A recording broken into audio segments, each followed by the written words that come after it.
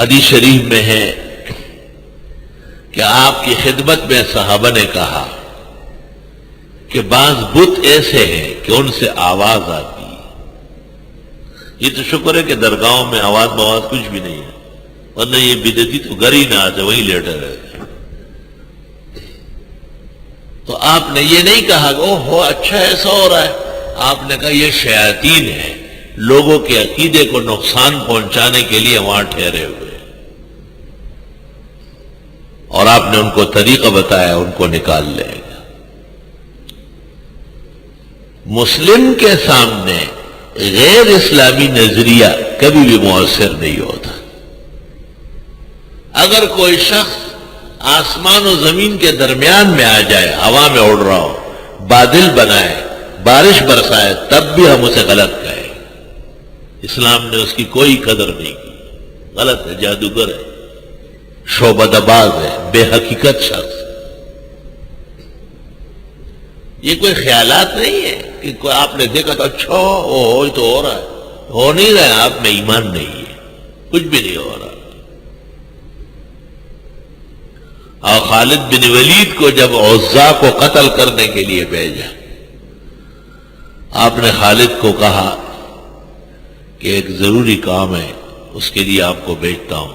آپ نے کہا حاضر. کہا یہ عزا بت معلوم ہے کہاں؟ انہوں نے کہا مجھے پتا ہے، ایک درخت تھا، اس کے نیچے ایک بت بنا ہوا تھا، اور مشرکین آخر میں وہاں جاتے تھے جب تمام جگہوں سے مایوس ہو جاتے، تو تمام مشرکین اس کے ارد گرد بیٹھے ہوئے تھے کہ یہ شخص آیا ہے اور اس نے نبوت کا دعویٰ کیا ہے، اور اس کو ختم کر دیا آپ. اور وہ کہتا تھا ٹھیک ہے. آپ نے خالد کو کہا اس کو ختم کرنا ہے، اس نے کہا بالکل. خالد بن ولید کو آپ نے 2-4 جملے کہے اور فرمایا یہ جملے یاد رکھ کے چلو. وہ چلا گیا. جب یہ وہاں پہنچ گئے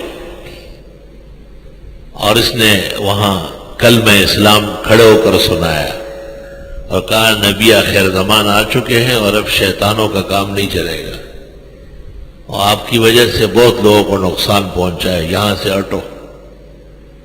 خالد نے عزا کو کہا کہ ہٹو.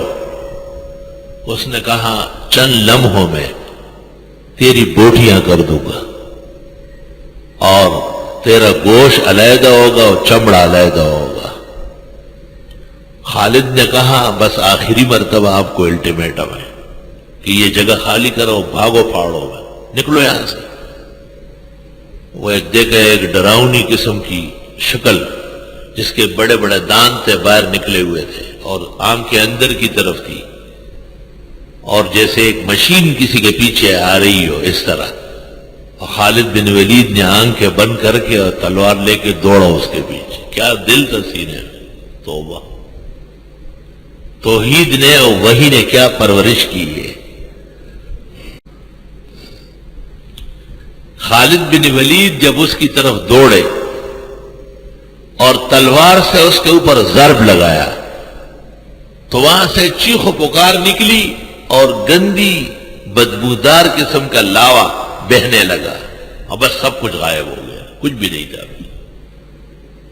واپس آ کر کے جناب نبی کریم صلی اللہ علیہ وسلم کو واقعہ سنایا.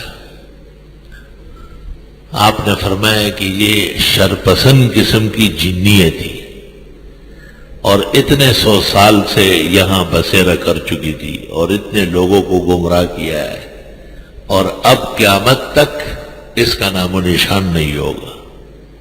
افرأیتم اللات والعزى ومناة الثالثة الأخرى ألكم الذكر وله الأنثى